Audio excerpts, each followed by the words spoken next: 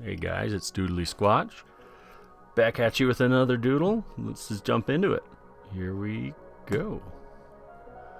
So, today's doodle, can't even tell you how I began with this. It was, I love the idea of, someone sort of lifting themselves out of something, pushing through something, reaching, grasping, all that. I don't know. I was in a I wouldn't say a dark mood, but just in the mood for something dark. Very frequently when I'm drawing things like this, it's not at all what I'm thinking, or it's not my I'm not splattering my frame of mind onto the canvas. There are times that I do, but for the most part, when I'm drawing, it's just my hands are doing their thing, and it's kind of fun to see where that goes. This particular doodle kind of evolves as I go, as is the case with a lot of my sketches. Lately, I've been sketching more in my sketchbook, trying to sort of grasp at what I'm trying to draw beforehand, before hopping onto digital things. My daughter and I, we were looking at my insights on my posts on various social medias, and seeing what seems to capture people the most. And unfortunately, a lot of it is my hand drawn stuff, which is a lot harder to record and then thus make videos for. So trying to figure out how best to translate that into YouTube videos. So probably just try and get more sketchy with my sketches beforehand, and getting them to that place. There we go. We turned our guy. He's now coming out of the wall. But then again, that was just surface level stuff, looking at those stats and getting an idea. I'm not going to let it guide me too much, because I'm just doing what I want to do, and if people like it, then yippee. If they don't, they can move on and watch more Minecraft let's plays or whatever it is. But the subject of like dark art came up a lot lately, just in discussions with people and friends. And it's kind of interesting, because the artists I know who have what I would say some of the darkest art are really quite pleasant people.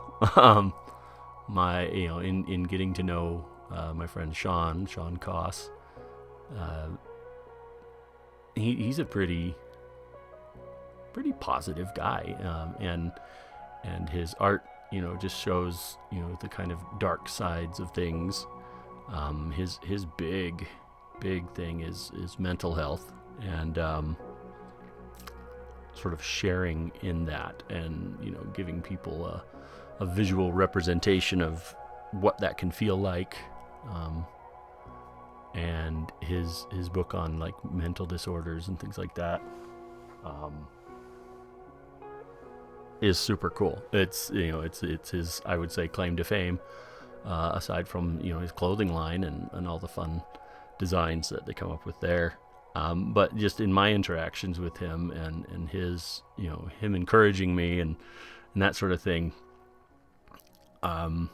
he's not a wet blanket. He's not some doom and gloom guy. He's not going to ruin any parties. He's a cool guy.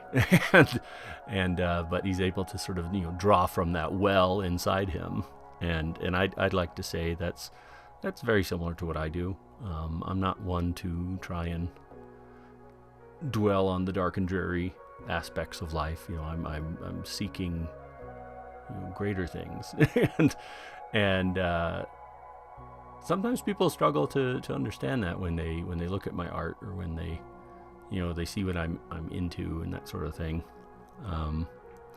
But I would say, my overall goal, I just like making things that look nice, fun for me, things that are interesting. I like a well executed, rendering, honestly. That's why oftentimes my colors are like fairly bright and vibrant considering the subject matter. And I can chalk that up to both, I like bright colors. They make me happy, and I'm colorblind, so they're the ones I see best. This guy, my editor, my oldest, he labeled the video that he sped up as a sliver, and it's funny, I hadn't even drawn that comparison to, in Magic the Gathering, there's these creatures called slivers, and that's kind of what these protrusions look like on this guy. It looks like one of those creatures, and they're like a big hive-minded thing, and each one you put into play adds more benefits, features, that sort of thing to all the other slivers in play. And it's funny now, looking at that, I'm like, yeah, that's a really cool gameplay mechanic. And one of my friends, back when I played Magic, he had a whole sliver deck. It was a rainbow deck. He had a sliver queen, which is apparently worth a whole lot now. And it was just fun to play, with, to see what would come out of it. I rarely beat him. I never really got the upper hand on him, but it was really fun to see what came out of it. And it's just funny to think of this, this rainbow of creatures that that would otherwise be horrifying, being something that's really cool and visually interesting to me, and would otherwise probably, some people would look at it and be kind of disturbed or horrified, or I don't know. But for me, sometimes the darker things are fun. They're more interesting. I don't know. Mental health's always on my mind. Goodness gracious. I've been medicated for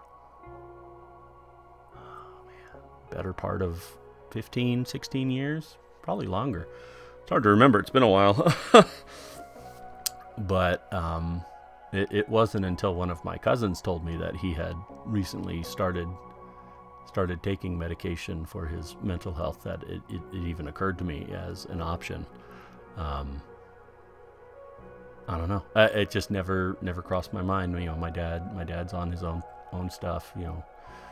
I think he and I are on pretty much the same meds now, which is, a testament to genetics, I would say. But having that conversation and getting into that and being honest with yourself is really important. It's and it seems each generation it comes to them younger. My dad was nearly retired when he started taking any kind of medication, as far as I remember. And me, I was in my late 20s. And of my kids, those that are on medication, it was early teens. So, the conversation on mental health is a lot easier now. People are a lot more open about it. It's not so taboo anymore, which is a plus. It's great being able to be open and talk about it with people, people that you care about, and let them know where you are in that, struggle or that journey, depending on where you are.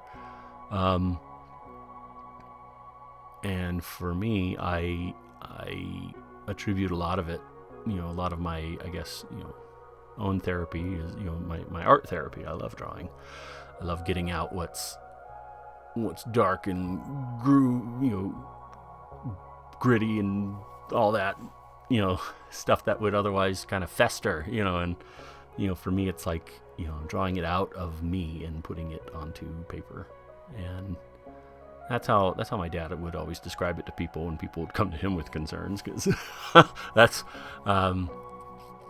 back to Sean Koss, his art book that he had put out a few years back. It's titled "There's Something Wrong with Sean," and I love that because he said that sort of stemmed from a conversation with an educator or something like that, where they looked at his art and like, well, this boy's broken. and I think most artists have a similar experience to that, or at least one in that same vein. So yeah, of course my parents have probably fielded a lot of questions about my art. Is he okay? That sort of stuff. But thankfully, nowadays I don't get too many of those. There aren't too many people that seem genuinely concerned, other than strangers, I guess. But they're strangers. I don't really care what they think. Yeah, but dark art is awesome. I love it. I love cutesy pootsy stuff too, and cartoons. But for me, when I can look at something and be like, yeah, someone's definitely seen the darker side of things, or is working that out.